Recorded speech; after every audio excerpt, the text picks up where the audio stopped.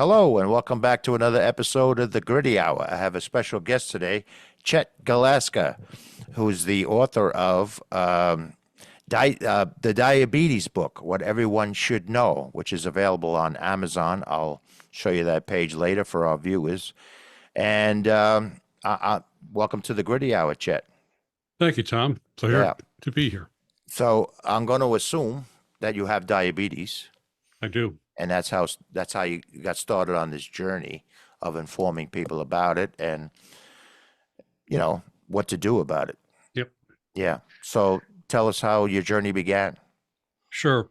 Uh, when I was 29 years old in 1981, I got type 1 diabetes. Hmm. So I got it later in life because it used to be called juvenile diabetes, but it turns out that you can get it at any time of life.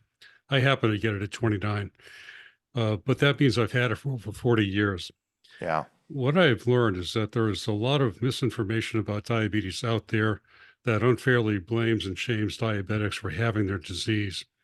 There's a whole bunch of things that contribute to that, and my mission in retirement is to change the way society thinks about diabetes.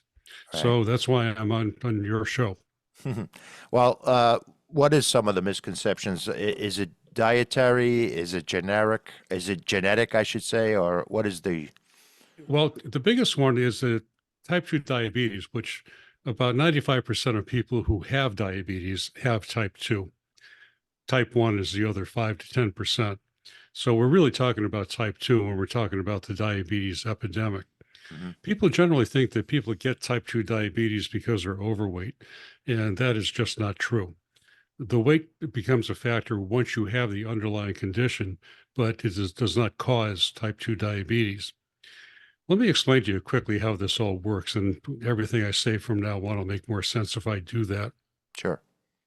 With normal people, when you digest food, it gets digested into glucose. Glucose is a simple sugar that winds up in your bloodstream, goes all over your body, and it enters your body cells that use it for energy.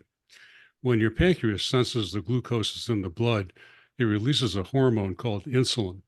Insulin's job is to act as a key that opens up the cell walls to allow the glucose to go into the cells. So two things happen. One is the cells get the energy they need, but the other thing is that the glucose leaves the blood. So there's a balancing act that goes on automatically with normal people that keeps the blood glucose level in a fairly narrow range. With diabetics, this is disabled.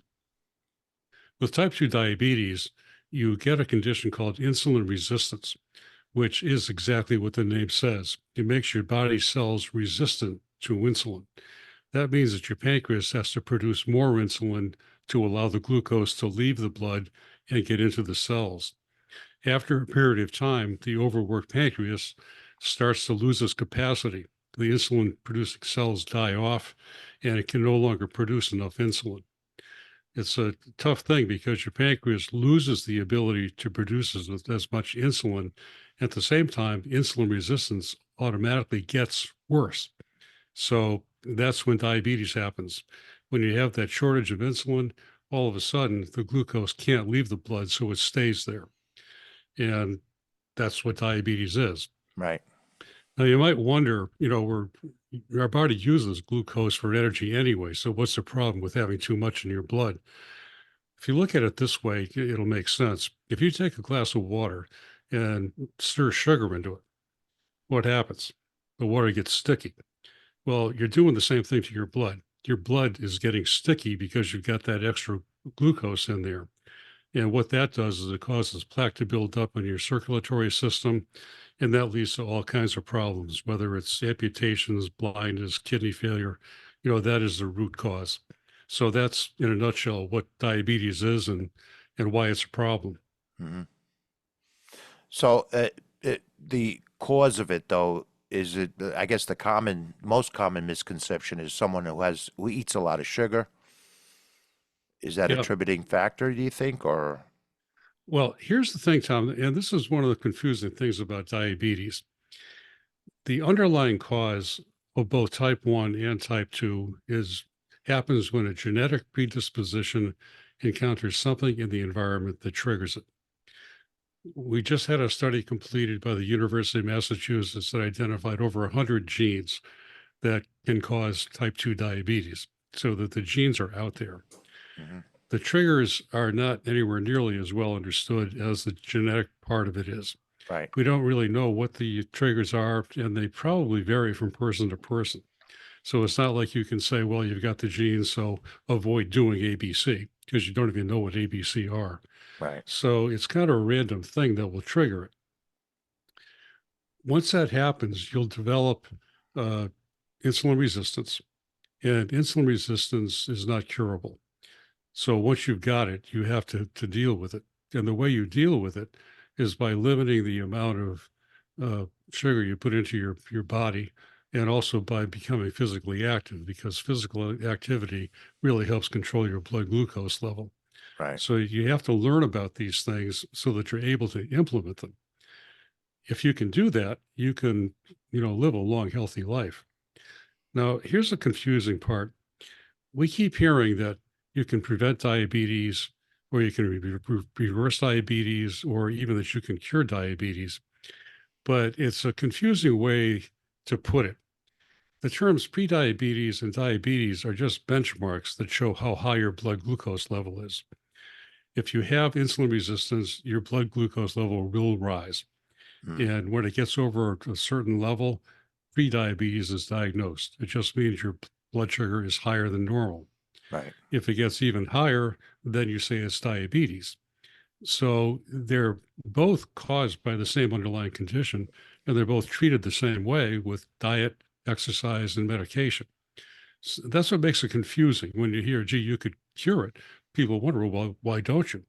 Uh, but the fact is that when they say cure, what they mean isn't that you've dealt with it and you never have to worry about it again, which is what we think of when we think of cures. Hmm. What they mean by that is that you've managed to keep your blood glucose level below the diabetes threshold for a certain amount of time, whatever that time may be. It might be a year. If you're able to do that, then they'll throw the term cure at you, but you're only keeping it low because you're watching your diet, you're exercising, and you're taking the right medications. If you stop doing those things, you'll be uncured in a heartbeat. Hmm. So it's really one of the confusing things out there that leads people to think that diabetics are irresponsible. Right. So there's three predominant stages: pre-diabetes, stage or type 2 diabetes, and then type 1? No, so the two are totally different diseases. Okay. Okay, the term diabetes simply means high blood sugar. Hmm. Type 1 is it's an autoimmune disease. That's what I have. Okay. In my case, my body's immune system has turned on my pancreas, and it's killed off the insulin producing cells. So I don't produce any insulin. Mm. So at least for me, the treatment's pretty straightforward. You need insulin. So unfortunately, insulin breaks down in digestion, so you have to take it through injections, which is Mm. really not a big deal, by the way. People, I know, I was horrified when I first was told that's what I had to do, Yeah, people with but fear of needles and yeah, yeah. but with modern technology, the needles are short, they're lubricated, they're fine. It's just not that big a deal. And Right. I can get into other new technologies that are even better, but it's a disease that you can take care of, but you Hmm. have to know what you're doing to do it effectively. Um, so type 1 is autoimmune. Type 2, as I explained, is insulin resistance. Hmm. So they're really two different things. So just because I'm a little confused, so the type 2 diabetes, your body still generates the insulin, but it's It resistant to it. it does, And in type 1 diabetes, the body doesn't produce insulin at all. right? I see. Now, what's the difference between pre-diabetes and diabetes? Prediabetes range, I think it's from, well, normal blood sugar is, if you use a measurement called the A1C, it's Hmm. something that measures your average blood sugar over the previous 3 months. Right. Normal people have one, an A1C of 5.7 or below. And I'm a little fuzzy on the figures. I should have in front of me. That's okay. But just to give you an example of how this works, normal is below 5.7. If you're over 5.7, that's when they diagnose pre-diabetes. You say your blood sugar is higher than normal. Pre-diabetes may run from 5.7 to 6.1, something like that. Once you get over that 6.1 threshold, then they say you've got a higher blood sugar, and this is high enough to be called diabetes. I see. So what they really are is benchmarks. They're not really prediabetes and diabetes aren't different diseases. Hmm. They're just different grades of the same disease. Understood. Okay. So, but does that norm, what you said, the normal range, does that change with the person's age? Like, is normal for one age group different from another age group, as an No, example? normal is normal. Yeah, But as you get older, they become more lenient with with what the targets are. I see. If you're younger, your target's going to be to have it around 6.9. Anything under 7.0 is good control for a diabetic. So that's higher than normal, but it's low enough to let you live a healthy life. Right. As you get older, it gets harder for type 2s, especially because they have progressively lost more and more and more of their capacity to produce insulin. At the same time, slowing down because they're older, they're not getting the kind of physical activity they really need, and plus they're reaching closer to the end of their life anyway. So the medical community relaxes those standards, and they'll tell you, well, for you, 7.5, high sevens is okay. So the standards change in that regard. I understand. Okay. So I just want to talk about culture for for a second. Yeah, I'm sure in your research, or maybe you haven't, the difference between, say, you're in Massachusetts, I'm in New York, so the difference between North America versus other parts of the world, is it discernible difference between the rate of diabetes among the populations? Yeah, there is. And actually, within North America, there's a difference in the rates of diabetes. There are certain ethnic and racial groups that are more prone to type 2 diabetes. Black people, Latinos, Native Americans, uh, Asian Americans, and Pacific Islanders are all more susceptible to type 2. And that, again, that's a genetic thing. Now, Okay. diet may play a role too, because if you're in a culture that eats a lot of carbohydrates and a lot of sugars, well, that's going to accelerate your process of getting to a diabetic blood glucose level. But as far as getting it in the first place goes, certainly genes play a big role. Right. I think a lot of diseases can attribute that to genetics. Yeah, you know, Tom, as time goes on, it really seems that way. It seems yeah, like an awful lot is genetic. yeah, it just passed down. Historically, I don't know. I don't know. You probably don't know because they didn't really document it back in the day as well as they do now in the last 100 years or so. Um, how predominant diabetes was among the population. I don't know what the origin of the tracking of it is, but Well, I couldn't give you percentages. Um, but I can tell you that diabetes has been diagnosed for thousands of years. mhm, The Egyptians knew about it. right, Um, in fact, what they would do, not the Egyptians, but later on, as doctors learned more about diabetes, they had people that were called water tasters, and they would have them taste the urine of patients. And if the urine tasted sugary, they knew they had diabetes, and they would tell them, "You're going to die. wow, There's no cure, and you're going to die."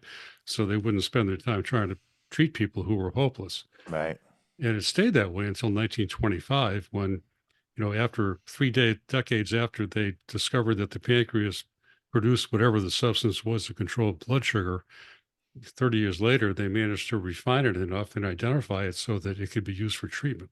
right. But up until 1925, if you had diabetes, you were gonna die. Wow. No matter what type 2 or type 1, I suppose. Either way, it's Yeah, like I mentioned earlier. You put that sugar in your bloodstream, and it's going to do the damage. right, right. So diet does take genetics does play a role, but diet also plays a role. Well, it once you get the underlying condition, diet's huge, Understood. because the game then is to keep your blood sugar level as low as possible. Hmm. If you can keep it below the diabetic range, that's wonderful. I mean, it's hard to do, but Right. it's wonderful if you can do it. And believe it or not, there are people who are knowledgeable enough and strong-willed enough to do that just with diet and exercise. Mm. And most people don't have those capacities, but Right. it can be done. Uh, but what we need to do with diet, especially, is try to limit the amount of sugar you're actually eating, because the easiest way to keep your blood sugar from rising is not to raise it in the first place. Hmm. I mean, to keep it in control is to not let it rise in the first place. And the way you do that is to identify the foods that are going to raise your blood sugar.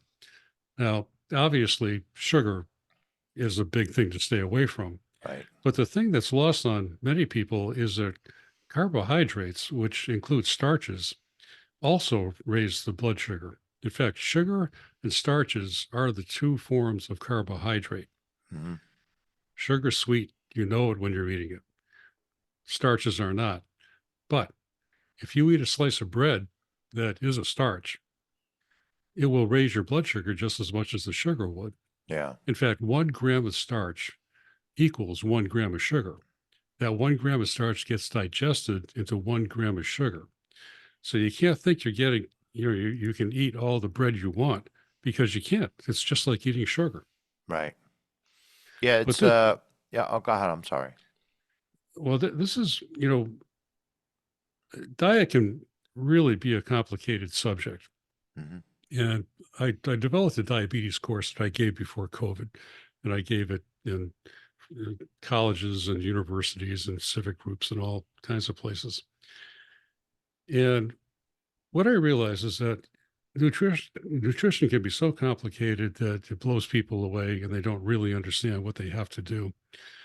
But what I tell people to do is exactly what I do. I take a look at what I'm eating. Hmm. If you look at your diet, most of us have breakfasts that stay pretty much the same. Lunches are pretty much the same. Dinners will vary more, but over the course of a month, you're going to have the same things repeat. What you need to do is take a look at what you're really eating and identify where the carbohydrates are.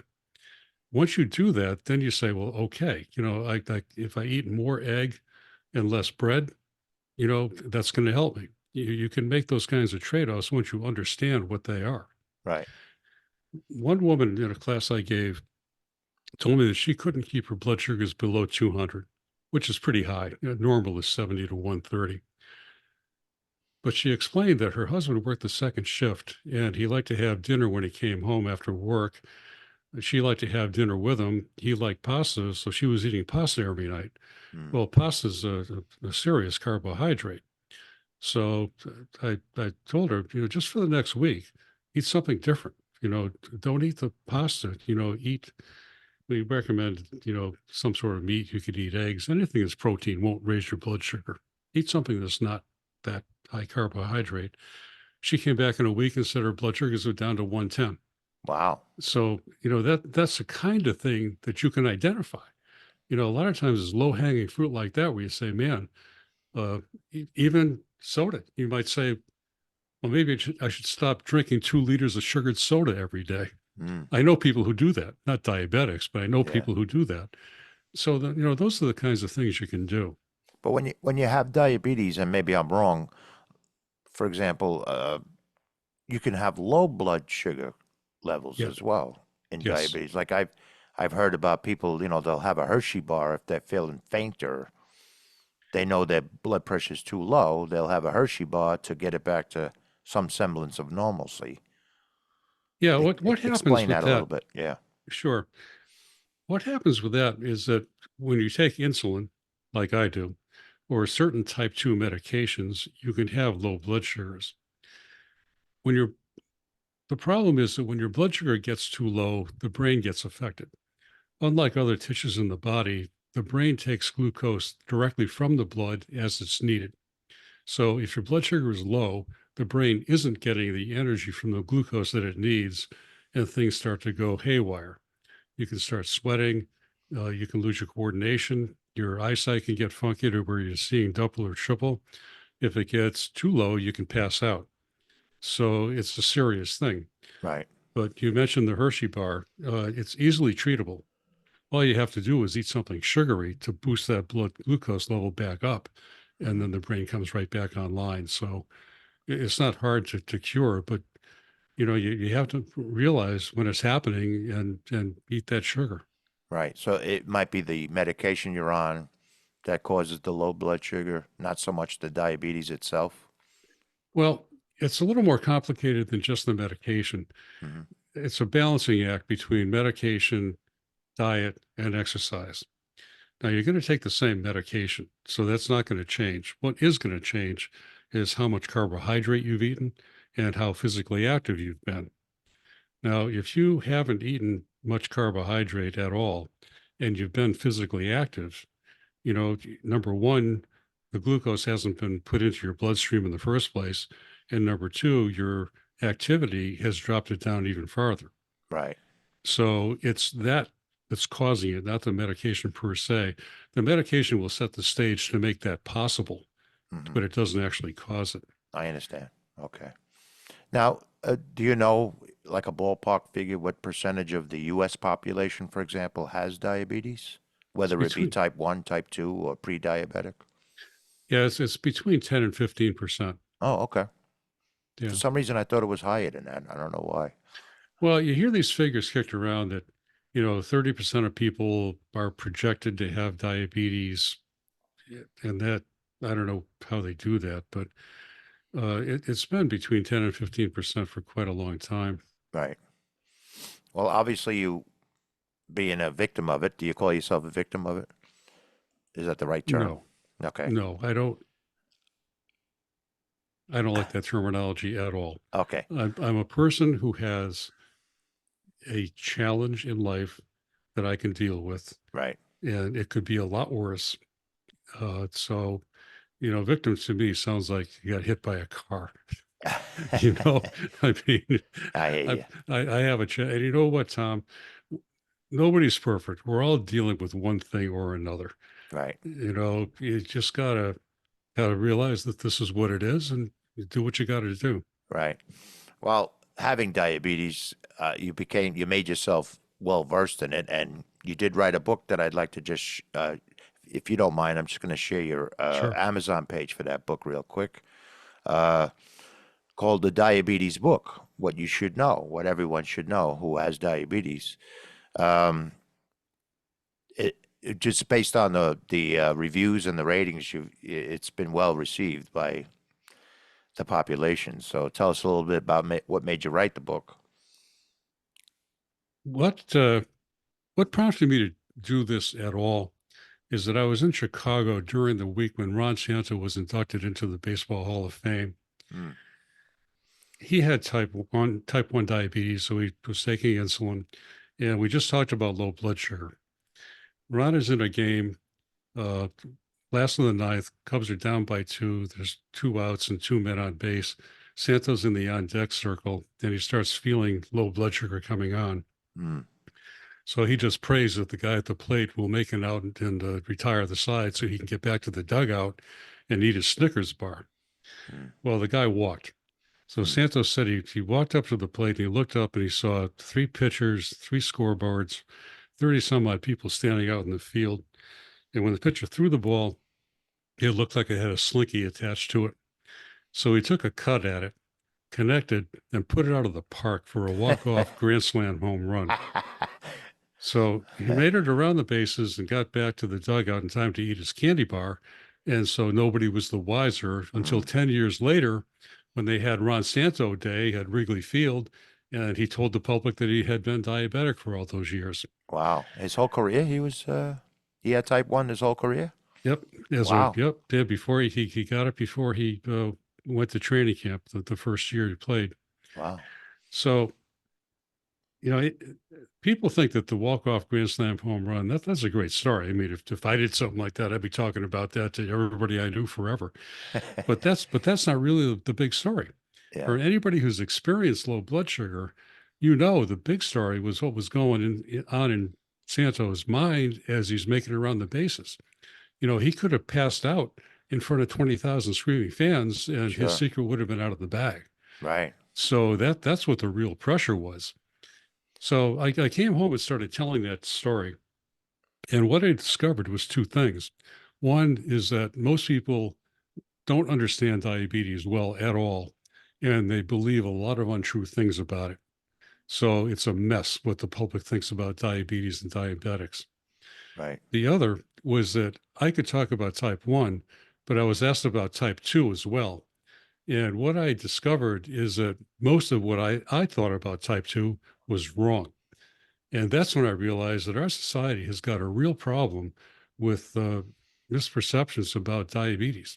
Yeah. And that's when I decided, this is a big problem. I retired a few years after I was in Chicago, and I decided to make this my retirement project. So Well, that's why I'm doing it. I recommend the book to anyone who wants to learn more or maybe has diabetes themselves. Uh, just go on Amazon and I'll have a link in the show notes for this book. And you've already dispelled a lot of the misconceptions I've had in the short time we've been talking, or at least explained. Well, Tom, you are much better educated about diabetes right now than probably 90% of the people out there. Right, Even a lot of diabetics don't know the things I just explained to you. right. In fact, one of the most gratifying things that would happen to me when I was doing the courses in person is that diabetics would come up to me afterwards and tell me that the best thing I told them was that they didn't cause it. You can Mm, see the guilt and shame drip off their faces yeah, because for all this time, they've been walking around thinking that, well, I'm a little overweight, I'm not eating right, and I brought it on myself. And, that it's just too bad I was so irresponsible. yeah, So people beat themselves up over things that they didn't cause. right. That's the main thing that I thought when you were talking about the Ron Santos story was how he actually wanted to hide it during his career. So back Yeah. then, there was shame attached, right, to Yeah. having it. Well, Yeah. Tom, there's still a shame attached to it. Mm, Now, I don't, if you had the misconceptions that diabetics got it because they were irresponsible, you no longer think that. right, You know different. right, But a lot of people still believe that diabetics got it because they ate too much sugar, or they were lazy, or they were overweight, and all that stuff that points a finger at a person who's got a disease that they got because of the genetics. right. Sure. And And I would think knowing what can happen, again, to the Ron Santos story, it's got to cause anxiety in a lot of people that have diabetes. What may happen if their blood sugar goes down or goes too high or too low, it's got to cause anxiety to them. well, it does, but this is where education comes in. Once you know what to look for and you get used to dealing with this disease, you can manage it. Right. Now, I've had this for what's the math? 43 years, 1981, 2024, Yep. and I'm doing fine. Hmm. Uh, I've had some low blood sugars, but not a whole lot because I'm aware enough of it to take care of it before it gets serious. Right. But that's what you have to do. You have to learn about it and take action when it's needed. Right. Same thing with what you're eating. But and by the way, with eating, the thing that causes the damage is not temporary spikes in blood sugar. It's the average blood sugar. Like I mentioned about the A1C, the reason they use that is that it measures the average over 3 months. Right. Because it's the average, you can have some foods you really like eating that are high carbohydrate once in a while. You want to have an ice cream sundae, you want to eat a plate of spaghetti once in a while. You can do it. You can treat Right. yourself, just get it back down. Right. The point is that you can eat what you want, but you can't make a regular diet out of the stuff that's going to keep your blood sugar high. Right. You can live whole and happy and just keep it under control. And you know something, when you think about it, what I just said, doesn't that make sense for everybody? Sure. I Yeah. mean, really, I'm not asking you to do something that's extraordinarily hard. Right. Most people should do it. I did ask my doctor about the A1C. They always check your blood, Yep. and I just had a physical a couple of weeks ago, and thankfully it's in a good range. But I said, what if I don't eat for 3 days before physical. He goes, you would have to stop eating everything for 6 months because Exactly. the A1C picks that up, you know. Yeah. So my next doctor's appointment is the day after New Year's. I can't imagine what the hell that's going to be. Well, But anyway, but I know you did this. The predominant reason you made this book, which a lot of people have enjoyed, is to just raise awareness of uh, how diabetes is caused and what diabetics can do. As you said, even diabetics are unaware of everything they can do to control the disease. yeah. But yeah, what I wanted to say was you also have a your own website, which I don't know if can you see that page there? Yep. I can. Okay, Yep. challengediabetes.us, which I'm assuming this is the Ron Santos story, the first video here. Exactly. Yeah. Am So I what? right? It Yeah. is it an amazing story?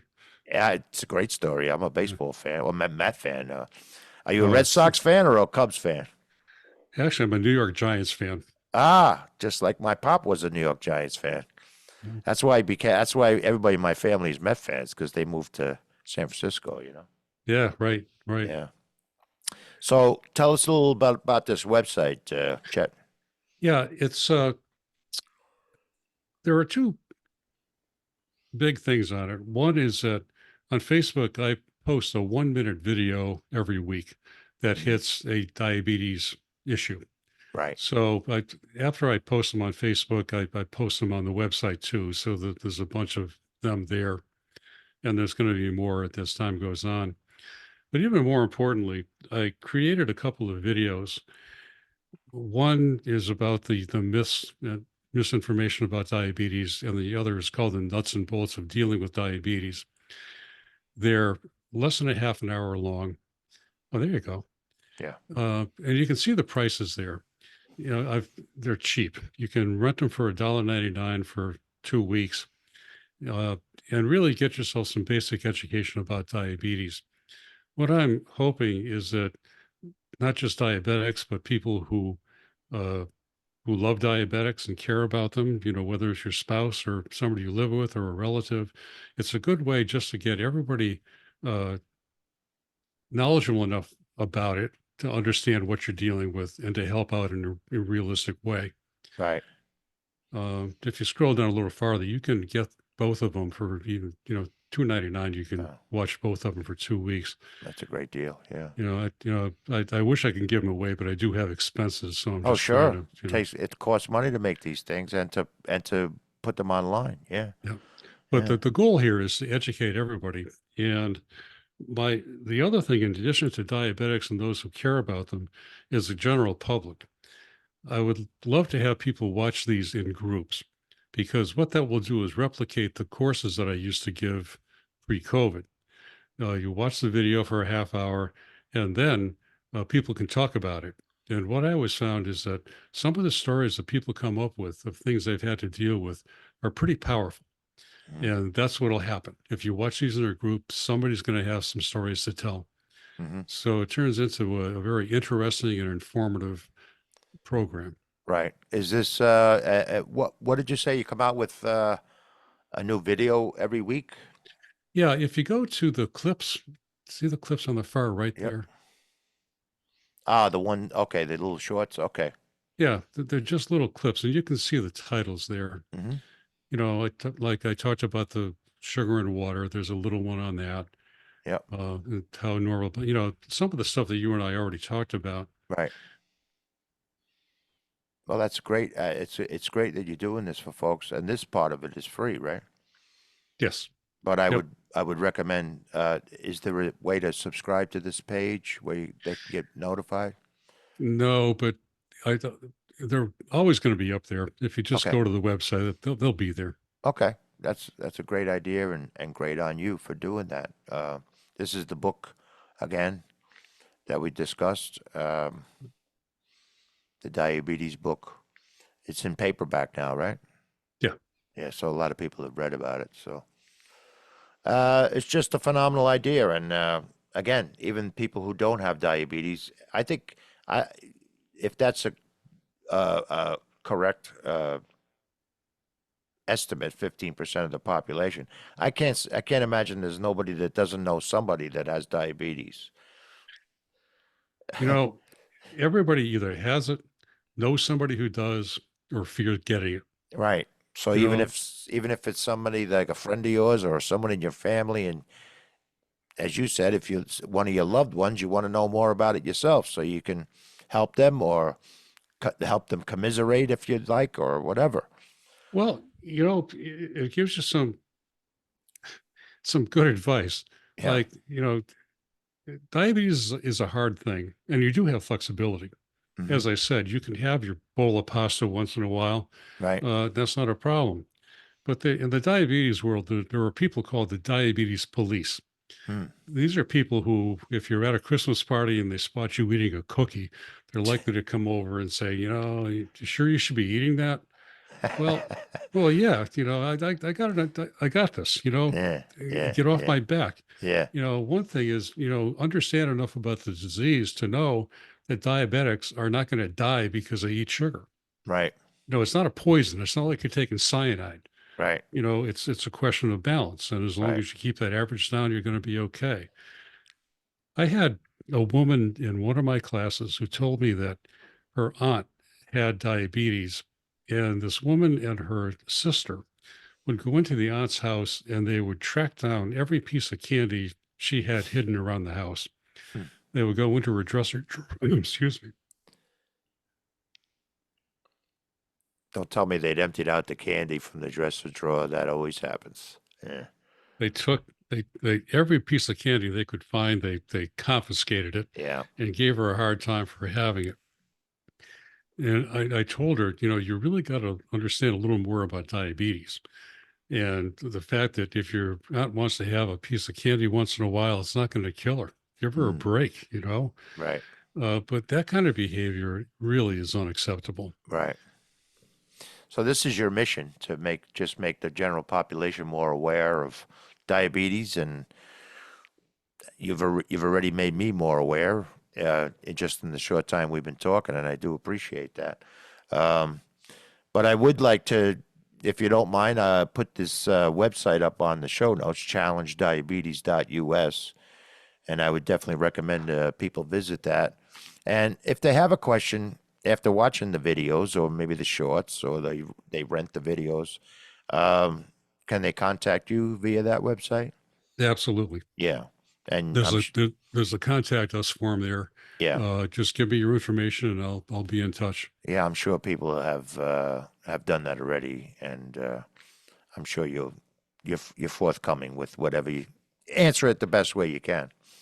It's what I do. Yeah, well, you do it well, and Thank you. I not only appreciate you doing that for people, but I also appreciate you coming on the Gritty Hour tonight. And if you have something else coming down the road, just reach out to me. We'll have you back, and we'll discuss this topic further. Appreciate it. Okay, I do appreciate it too, Chet. Thank you so much. You're welcome. All right, have a good night. You too.